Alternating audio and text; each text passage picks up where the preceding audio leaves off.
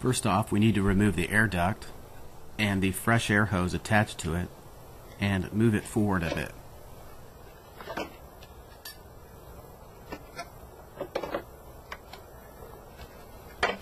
In back of the tube, you'll find an air temperature sensor.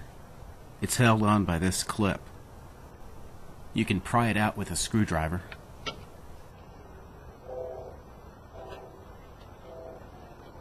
And then remove the plug.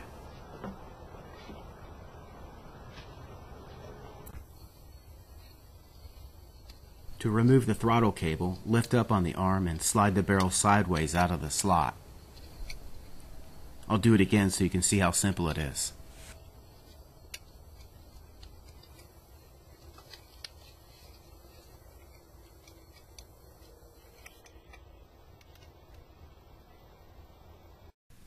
Looking down from above, you can see all the component parts that need to be removed.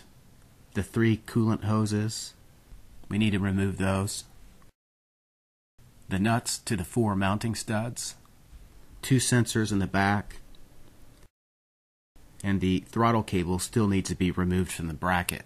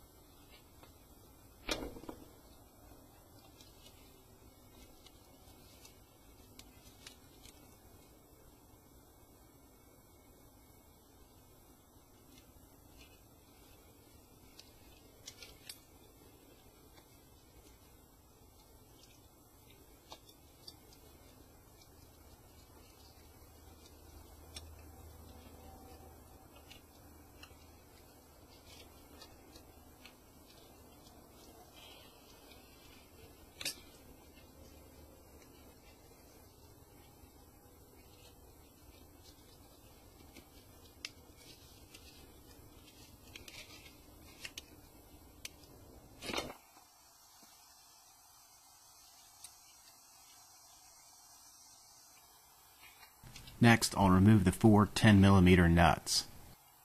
They're easy to reach if you're using an extension to your ratchet.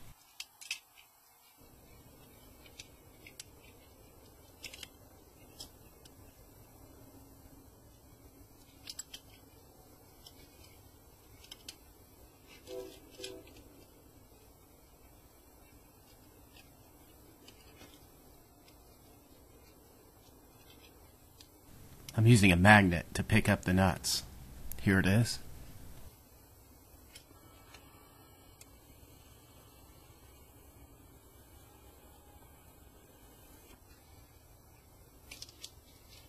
We still need to disconnect the sensors and remove the throttle cable from the bracket. With the sensors, pry back on the tabs and pull the wires out.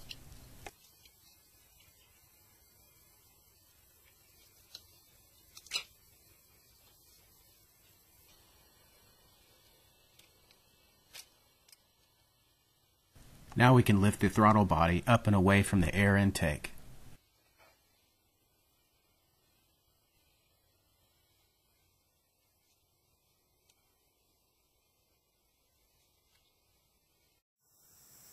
If you haven't already done so, disconnect the battery. We want the computer to learn new fuel trim values based on the work we're doing here today.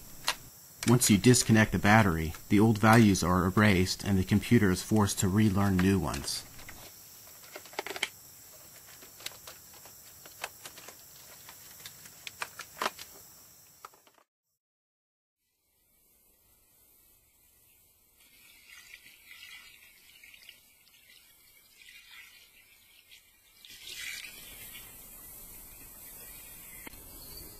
The 2 sensors are removed using a Phillips head screwdriver. This is the throttle position sensor that I'm removing now. If you do decide to clean it, you'll need special electronic spray. You don't want to short out anything.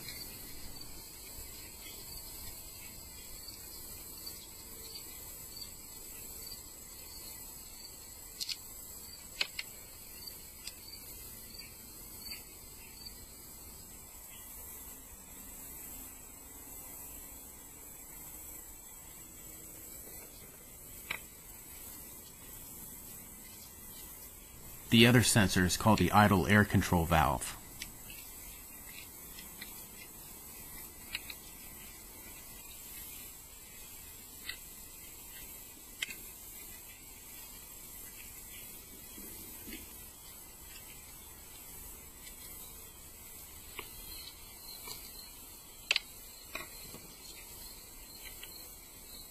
If you look, you can see the tip of the plunger is covered in this thick, black, gummy material. The tip should be clean and shiny.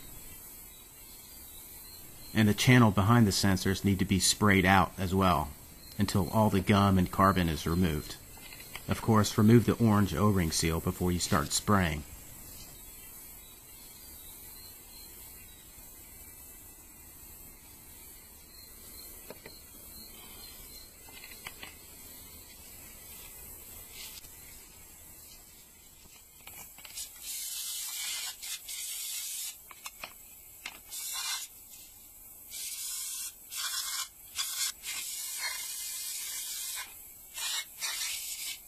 Another point of focus should be the hinges. To be able to move freely back and forth, they need to be free of carbon.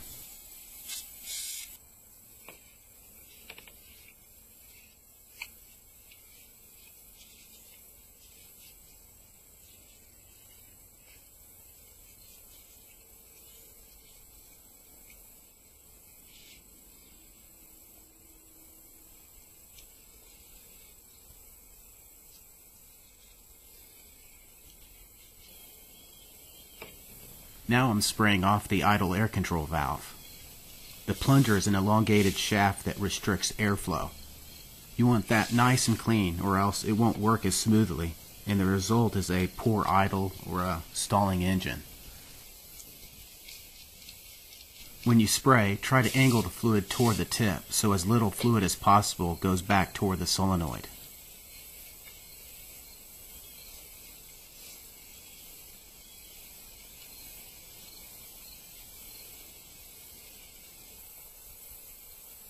The sensors are back in place and the throttle body is clean and ready to be installed back into the engine. But first we have an issue with the gasket. The old one is dry and brittle and breaking apart. Obviously we need a new one.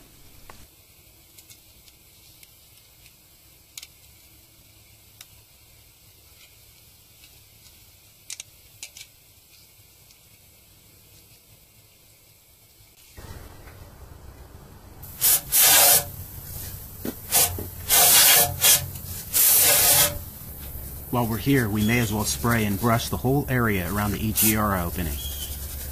This is where the EGR valve recycles gases from the engine's exhaust back into the air intake.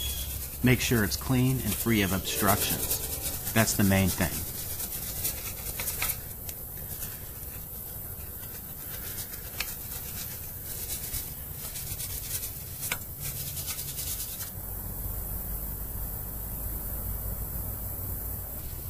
Now we can install the gasket.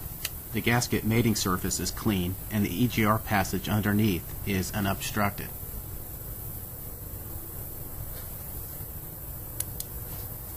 The auto parts store didn't have the right size gasket, so I cut my own out of gasket material. That's why it looks different from the old one.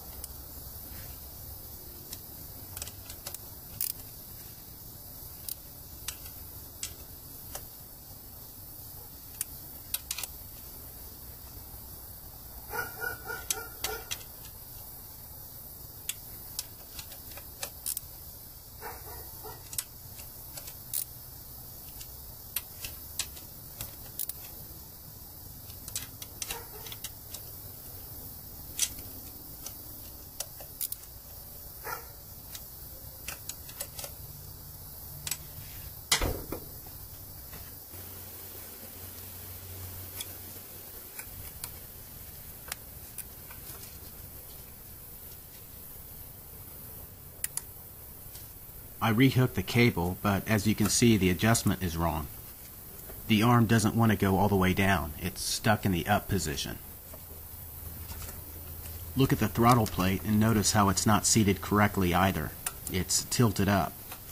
The engine would run at almost full throttle if we turned the key on.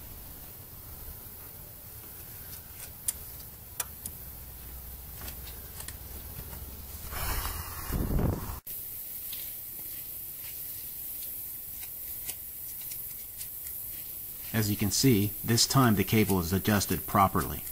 I detached the cable from the bracket and pulled it forward an inch or so and rehooked the cable to the arm. Now the plate is all the way down and there's no slack in the line. It's good to go. Next, I'll connect the 3 coolant hoses.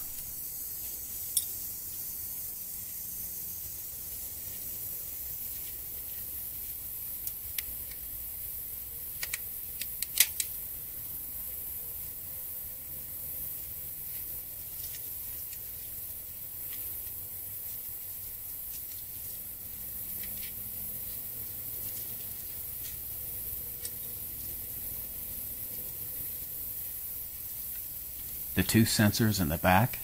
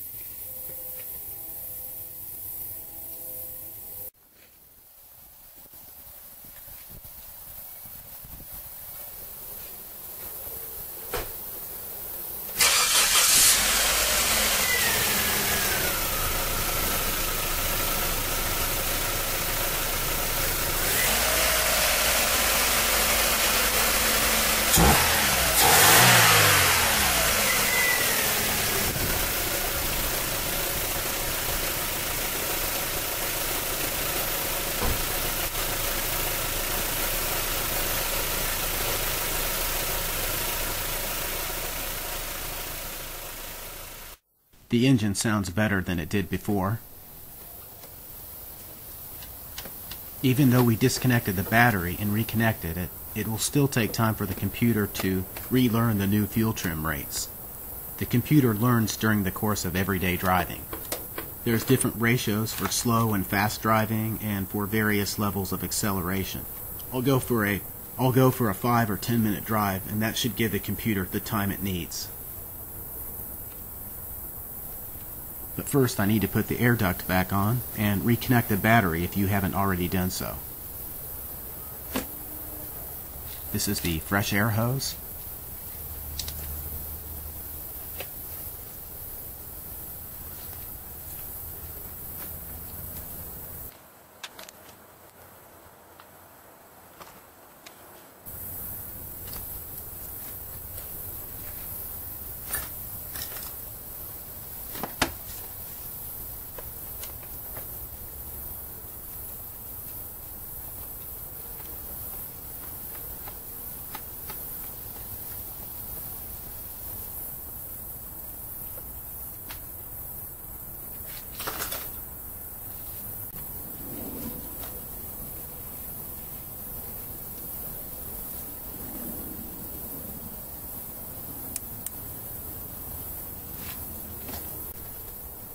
We lost quite a bit of antifreeze when we disconnected the hoses earlier.